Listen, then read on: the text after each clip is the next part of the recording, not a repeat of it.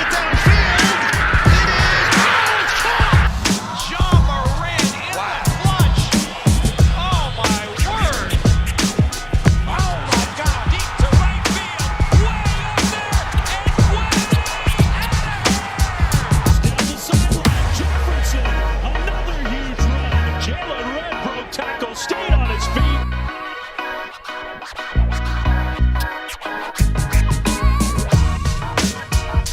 What's going on, everyone? Hope you're having a great day. Blake Nemanachia here again. And Damian Lillard, as we all know, has become the face of the Portland Trail Blazers and now owns the title as the greatest Blazer ever, as far as in my opinion.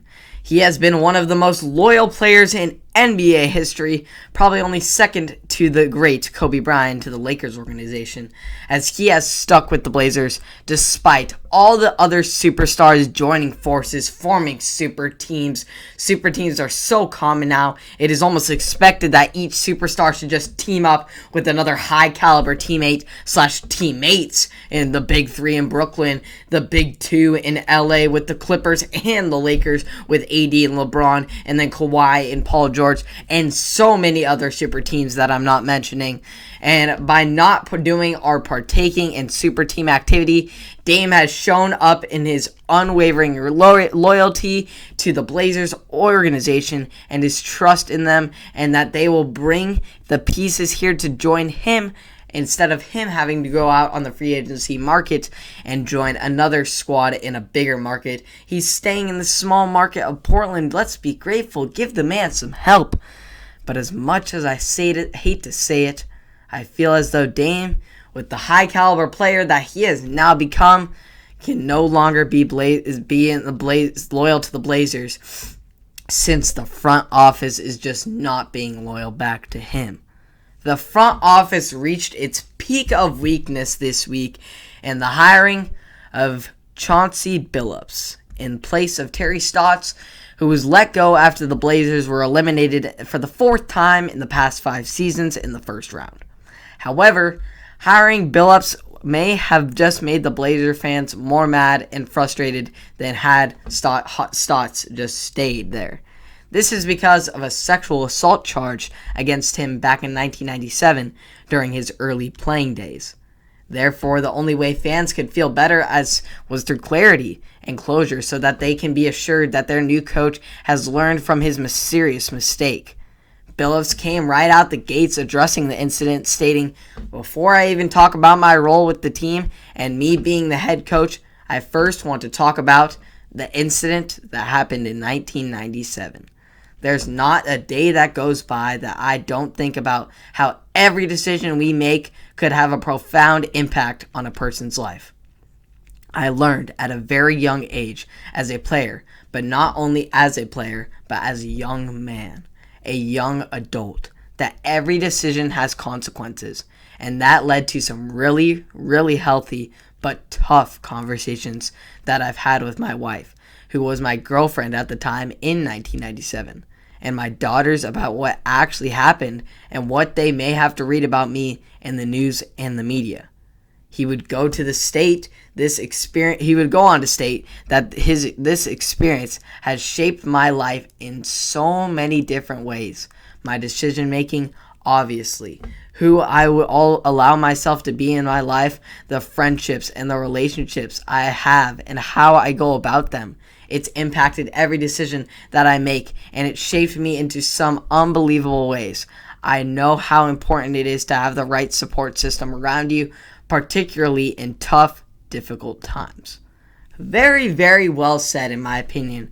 Just coming out and stating and coming out with a big open heart to the organization and saying, look, I messed up, I made mistakes, and it's really changed me for the better. But here's where the Blazers just screw it up. They screw everything up, as they always do.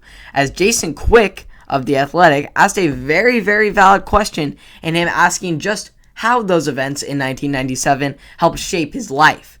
I think Billups was happy to answer the question and go more in depth about it, as he already took accountability and addressed the situation up front. Unfortunately, though, Billups never got that chance, as the Blazers' PR staff stepped in and shut down the question, saying, "We've addressed this and it's been asked and answered. So happy to move on to the next question." It was so unprofessional. General Manager Neil O'Shea literally made it so obvious that he did not want Billups to have to expand on this subject, as he told reporters already that they conducted their investigation and that they just have to trust him, trust my opinion, and trust that it was a valid investigation. Heck, we don't know if he even did an investigation because we have to just trust his word for it. And then after saying that, O'Shea picks up the water bottle sitting right in front of him and stares directly at the PR staff as what I think was a red signal to be like, oh no, he's not answering this question. The Blazers' decision to prevent a valid journalist, from asking a legitimate question about a very serious subject generated a ton of criticism as expected, and only heightened the controversy surrounding this Billups hiring. This was a chance for Chauncey to put a cap on this situation and move forward with the fan base right behind him, supporting him, being like, yeah, this is our coach. This is the coach of the Blazers franchise. Rip City, let's go. But now, since the Blazers didn't even give him a chance to clear up his situation, they divided this fan base even more rather than reuniting them, like the press conference was just intended to do it. Not to mention that I, as well as many other fans, are not too fond with Billups' lack of experience as a coach, only being an assistant. His only coaching experience was as an assistant just this season with the Los Angeles Clippers, who are obviously eliminated. The two other finalists were much more qualified in longtime Spurs assistant Becky Hammon, who also served alongside arguably the greatest coach of all time in Greg Popovich, aka Pop, for the past 7 seasons. But I think she was gender profiled and not hiring simply because she's a woman. And then you also have the great Mike D'Antoni right at your fingertips. Come on. While D'Antoni has never made it to the NBA Finals, he did make the playoffs 10 times, with 3 trips to the Western Conference Finals during that span, something the Blazers did only once with Stotts. He was the head coach of the Suns when Steve Nash won a pair of MVP awards, and he coached the Rockets when James Harden was named MVP, which suggests he is capable of taking elite players to the next level, which is exactly what Damian Lillard needed, is someone that can push his immaculate, incredible game already to that next level. But no, we hire a great player, small world, great player, key member of a great franchise in the Pistons when they won an NBA championship. And it's similar to Steve Nash and the Brooklyn Nets hiring him. He was an amazing player, Hall of Fame career, but lacked any previous coaching experience whatsoever at any level. This played a large part into the Nets being eliminated from the playoffs in just the second round. Despite the superstar injuries, you can put all that aside. I think their main elimination fell on Steve Nash at the head. He lacked so many qualities of a great head coach that needed to put him in position to lead his team to a successful season in that finals championship. Players can't do it all. Coaches play a large part, even the best of the best. Michael Jordan and Scottie Pippen needed Phil Jackson to win those championships. And just like KD, Kyrie, and Harden need Steve Nash, or need a coach that can coach them to a championship. And now Dame wants to win now. And if the Blazers felt the same way, they should have hired D'Antoni. But they chose Billups, and we will see how it goes. But I feel this is a big mistake, big mistake that will cost this franchise the support of many of its fans, and maybe their superstar in Damian Lillard. As much as I hate to say it, Dame's most likely going to get traded.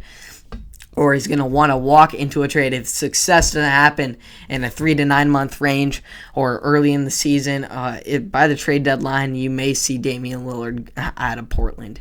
And it's a tough thing. We love Dame. Dame has been our rock of this franchise for the past decade, basically.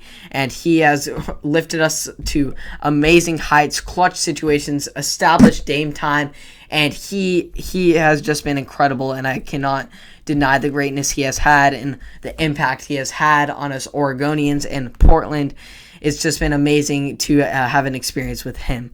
But I think it is, many of us fans believe it's in Dame's best interest to get traded and to go somewhere else besides Portland, because this front office, it's just not fair to you, Dame. It's just not.